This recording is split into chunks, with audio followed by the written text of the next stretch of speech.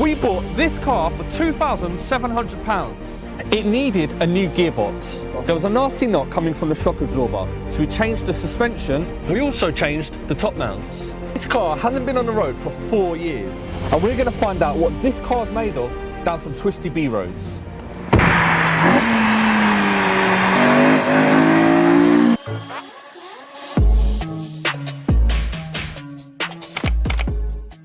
Welcome to our Renault Clio RS Cup Spec. This car is absolutely phenomenal. However, before we do this, we need to fix this. So come and join us in our workshop as I guide you through fitting this shock absorber, replacing this top mount, and getting this car ready for its B-road spanking. When we took the shock out, we noticed this top mount has absolutely taken a beating. So we've ordered a new one here, and as you can see, it's absolutely perfect. We now go to the spring press machine where Chris lines up the top mount, compresses the spring, inserts the shock, lines this lug up here, tightens this nut, drills it down, checks it's in the right place, and then we remove it from the press machine. Chris then started to clean up the area where the previous pinch bolt had corroded and made sure it fitted nicely. Chris then put some copperies in the hub where the shock and the spring's going to sit. He then lines up where our nemesis has to go through, tightens the bolt but leaves it slightly loose with the gun as we need to maneuver this later. Chris now lines up the drive shaft and the hub. We then just use the top mount bolts to simply hold the spring and the shock in place whilst we get the ball joint aligned. The stabiliser rod gets put into position.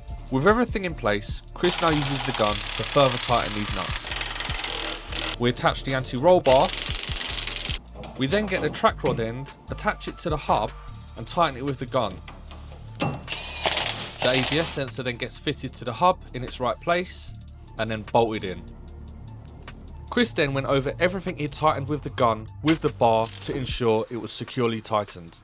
The brake disc goes on and the brake disc retaining bolts go in and are tightened. The caliper goes over disc into position, clamp gets removed, the bolts go into the back of the caliper, and Chris shows off his really strong wrist action. He then uses a torque bar to tighten to the right level. Now Chris is going to tell us how he likes everything nice and tight. What's the update with this then? Right, so track rod end back on, tightened up now. ABS wire routed back through here, tightened up. Got your pinch bolt, is nice and tight now. Anti-roll bar link, nice and tight. Brake hose, just little bolt, tight. Brake disc retaining bolts are on. Our hub nut, we need to tighten when we can actually get a bar on it, so we'll get the car on the deck and we'll tighten it up there. Caliper bolts, nice and tight now. Got a stabiliser link around here, nice and tight. And lastly, our ball joint is nice and tight. Perfect. So you're happy? Now we all know Chris likes a bush as well as things nice and tight. Chris gets the last bits done, starting with the scuttle panel, then the windscreen wipers using the gun, then the ratchet ensuring they're properly secure. He busts out with what I can only think is a celebration that is nearly finished, puts the wheel on, tightens the nuts with the gun, then makes sure they're secure with the bar. Puts this rubber seal in its place, and finally a battery panel cover. Job done. So, as you saw in the first video, we had a sheared bolt. Been able to. Well, that's not good. So we did all that work, had to remove all those components just to do this shock absorber. Now, putting it back together to try and prevent anything like that happening again, we've obviously greased everything up, torqued everything up, and made sure everything's gone back nicely. Now it's all back together, we're going to give it a road test tomorrow, then it's going to go down and get tracking done, so that we've got everything set up correctly, and then we're good for the road.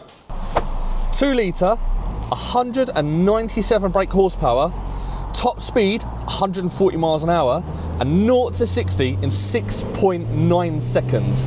Nice!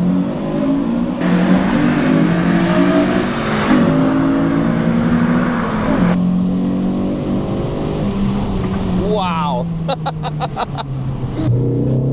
Now we find ourselves on some nice twisty B roads, and I've got to be honest with you, I have been looking forward to this all day long. This car is absolutely, look at this. This car is phenomenal. Roads have been gritted and it is still hugging the roads.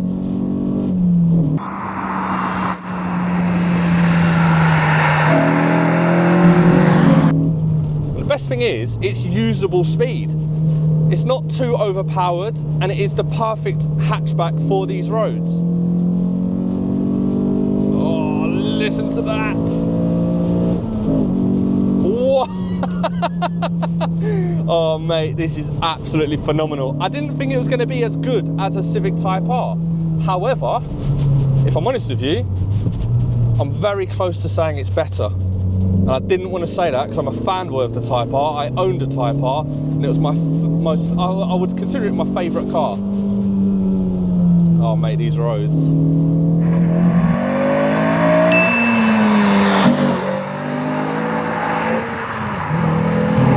The suspension, it's cup suspension and it feels like it absolutely hugs the road. There's no roll. I'm here at 30 miles an hour into a little village. Here we go. The best thing about this car as well, I have to say, it drives superb in and around town. I don't find it too bumpy. I don't find it too jarring. In fact, if anything, I quite like it. It doesn't feel too loud inside either. Getting in around, manoeuvring, turning around. Here we go, 60 miles an hour. Forget town, forget villages. This is what this car is about.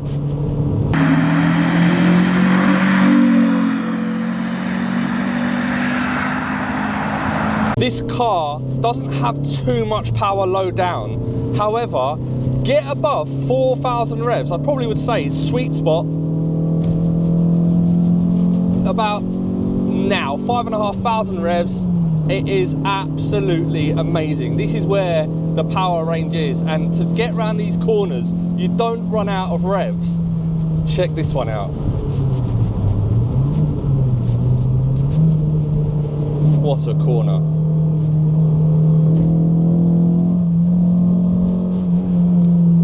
It's adverse camber as well.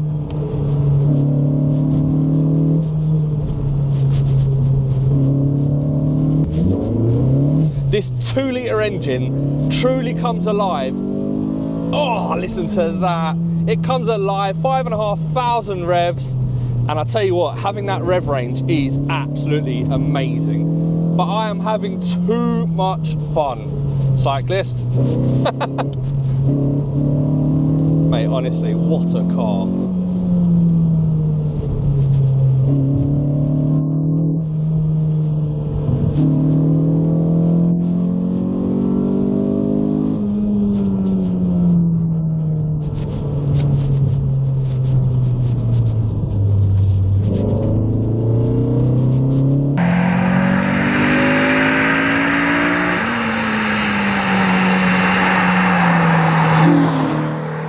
I have to be honest with you, this car is phenomenal. I didn't want to like it as much as I do.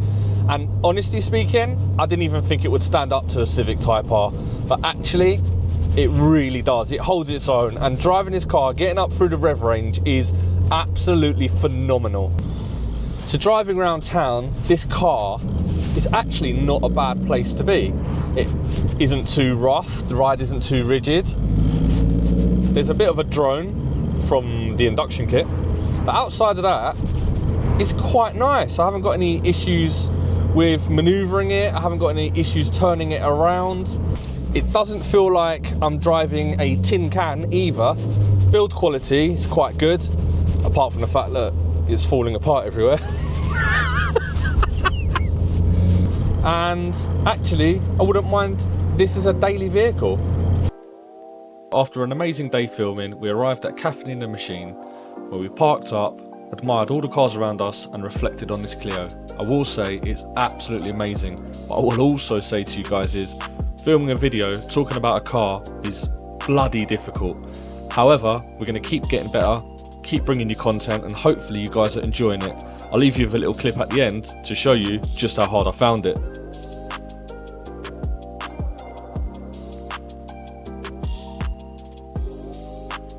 I really didn't think that I was going to enjoy this car as much as I did. It handled the road, it took those corners like something else. I didn't want it to be as good as a Type R, but it is. If you guys want this car to stay on the channel and us to take it to Nürburgring, or if you want us to take it to anywhere in Europe, any racetrack, let us know in the comments and subscribe to the channel. I don't know what to say about urban driving, mate. I'm not an urban guy. No, I don't know what to say, mate. I can't do this. Yeah, B-roads are more fun, innit? You, mate, tell him to talk about shitty fucking driving it through shitty little villages. Who gives a fuck about that? I'll talk about it then. I was just saying to get that as content because we was driving through a fucking village at the time. Fuck the villages. I'll put that in my video. Fuck the villages. Fuck the villages. Take me down some nice B roads, mate.